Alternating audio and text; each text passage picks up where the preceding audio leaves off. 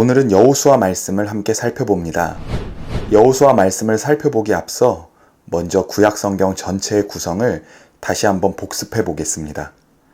구약 성경은 모세오경, 역사서, 시가서, 예언서로 구분된다고 말씀드렸습니다. 역사서는 세 부분으로 구분할 수 있습니다. 중간에 있는 세 권의 책, 사무엘서, 열왕기서, 역대기서는 왕국 시대의 역사입니다. 여기서는 이스라엘의 초대 왕인 사울을 비롯해서 다윗, 솔로몬, 그리고 그 이후 북이스라엘과 남유다를 통치했던 여러 왕들의 이야기가 나옵니다. 왕국 시대 역사를 기록해 놓은 세 권의 책을 기준으로 앞에 있는 세 권, 즉 여호수아, 사사기, 룻기는 왕국 시대 이전의 역사를 기록해 놓은 책입니다. 이 시기는 이스라엘에 아직 왕이 세워지기 전입니다. 이스라엘은 왕국이라기보다 12개의 지파가 연합해서 살아가는 상황이었습니다. 왕국 시대 역사를 기준으로 뒤에 있는 세 권, 에스라, 느헤미야, 에스더는 왕국 시대 이후의 역사를 기록해 놓은 책입니다. 그러니까 남유다가 바벨론에 의해서 멸망하고 사람들이 포로로 끌려간 이후의 역사를 기록해 놓은 책들입니다. 결론적으로 역사서는 왕국 이전의 역사, 왕국의 역사, 왕국 이후의 역사로 구분할 수 있는 것입니다. 오늘부터 3주 동안은 왕국 이전의 역사를 기록해 놓은 여호수아, 사사기, 룻기의 말씀을 차례대로 살펴보겠습니다. 이스라엘 백성들은 애굽에서 탈출해서 40여 년 동안 광야에서 유랑하는 생활을 하게 됩니다. 결국 그 광야에서 모세를 비롯한 출애굽 1세대는 전부 죽고 2세대가 가나안으로 들어가게 되는데, 이때 모세를 이어 2세대의 지도자 역할을 하는 인물이 바로 여호수아입니다. 여호수아의 본명은 호세아입니다. 그런데 모세가 호세아라는 이름을 여호수아로 바꾸었습니다. 이 여호수아라는 히브리식 이름은 헬라식으로 바꾸면 예수스, 즉 예수가 됩니다. 그러니까 구약의 여호수아는 예수님을 예표하는 인물로 볼 수도 있는 것입니다. 여호수아의 이름의 뜻은 여호와께서 구원이시다입니다. 여호수아서는 출애굽 2세대가 요단강을 건너 가나안 거민들과 전투를 벌이고 결국 승리하여 땅을 분배하는 이야기입니다. 그래서 여호수아는 크게 두 부분으로 구분됩니다. 바로 전쟁 이야기와 땅 분배 이야기입니다. 1장에서 12장까지 전쟁의 이야기가 나오고 13장에서부터 24장까지 땅을 분배하는 이야기가 나옵니다. 특별히 마지막 부분인 23장과 24장은 죽음을 앞둔 여호수아의 고별 설교가 기록되어 있습니다. 그럼 1장에서부터 12장까지의 전쟁 이야기를 구체적으로 살펴보도록 하겠습니다. 1장은 모세가 죽은 후에 하나님께서 여호수아에게 소명을 주시는 이야기가 기록되어 있습니다. 2장에는 여호수아가 여리고에 정탐꾼을 보내는 이야기가 나옵니다. 이때 이 정탐꾼을 도와준 여성이 바로 라합입니다. 라합은 가나안 여인이었지만 이스라엘의 출애굽 이야기를 듣고 여호와 하나님을 경외하게 되었고 이스라엘 정탐꾼을 도와줍니다. 그 결과 라합과 그의 가족은 목숨을 구할 수 있었고, 더 나아가 이후에 라합은 예수님의 조상이 됩니다. 3장에서는 백성들이 요단강을 건너는 이야기가 나옵니다. 지금 가나안에 들어가는 이 출애굽 2세대는 출애굽 사건을 전해 들었지 실제로 목격하지 못했습니다. 그런 출애굽 2세대 앞에서 하나님께서는 요단강을 가르시고 그들로 그 요단강을 건너가게 하시면서 하나님의 권능을 다시 한번 보여주시는 것입니다. 4장에서는 요단강을 건넌 이스라엘 백성들이 길갈이라는 곳에서 12돌을 세우고 요단강을 건넌 사건을 기념하는 장면이 기록되어 있습니다. 이렇게 길갈에 12돌을 세우는 이유는 하나님께서 백성에게 하신 이 놀라운 일을 자손 대대로 기억하게 하기 위해서였습니다. 5장에서는 이 길갈에서 이스라엘 백성들이 할례를 받는 장면이 나옵니다. 이들은 광야에서 자랐기 때문에 대부분 할례를 받지 않았습니다.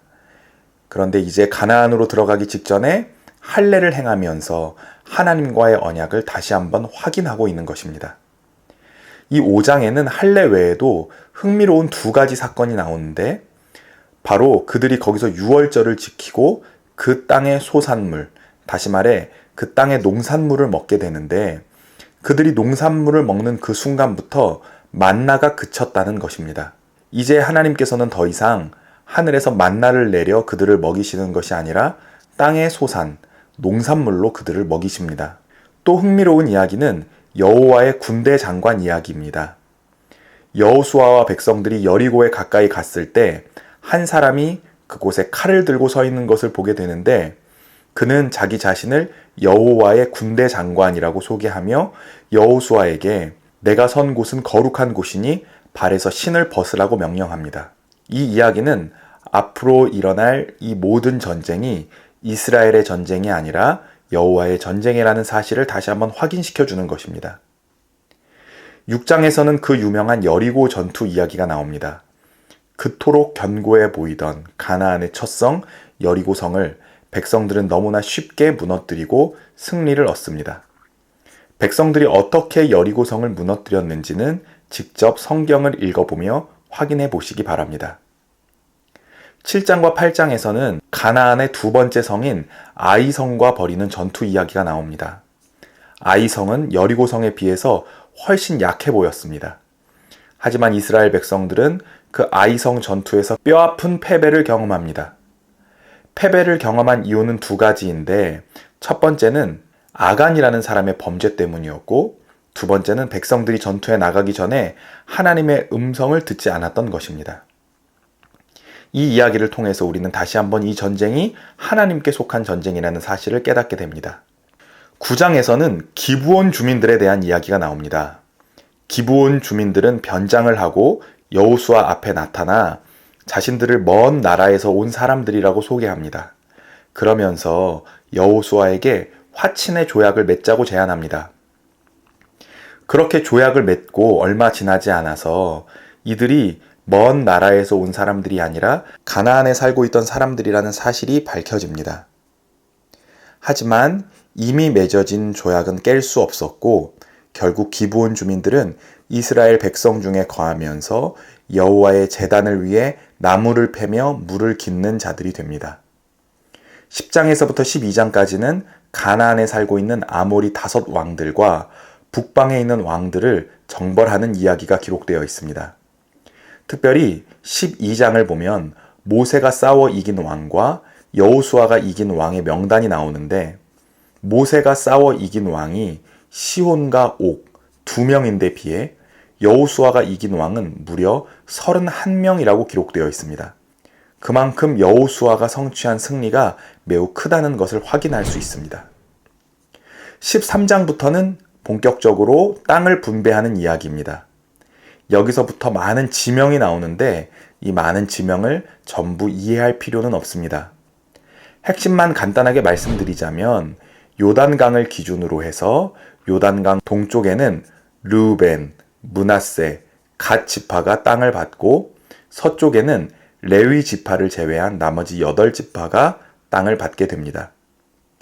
20장에서는 하나님께서 과거 모세에게 말씀하셨던 도피성을 세우는 이야기가 나오는데, 도피성이란 의도치 않게 사람을 죽인 사람이 피할 수 있는 성읍입니다. 의도치 않게 실수로 사람을 죽인 사람이 일단 이 도피성에 숨으면 그 사람에게 복수를 해서는 안 되고 정당한 재판 절차를 받을 수 있었습니다. 따라서 이 도피성은 어디서나 쉽게 접근이 가능한 곳이어야 합니다. 하나님은 6곳을 도피성으로 세우라고 말씀하시는데, 요단 서쪽에는 게데스, 세겜, 헤브론, 그리고 요단 동쪽에는 베셀, 길르앗 라못, 바산 골란입니다. 각각 북쪽, 중앙, 남쪽에 자리 잡고 있어서 어디에 살든지 빠르게 접근이 가능했습니다. 마지막 22장에서부터 23장에는 여호수아가 백성들에게 고별 설교를 하는 장면이 기록되어 있습니다. 이렇게 고별 설교를 한 후에 백성들은 여호수아의 말대로 오직 하나님만을 섬기고 그분의 목소리를 청종하겠다고 다짐하며 세겜에서 하나님과 언약을 맺습니다. 여호수아는 결국 전쟁 이야기입니다. 그런데 우리가 잊지 말아야 할 것이 있습니다.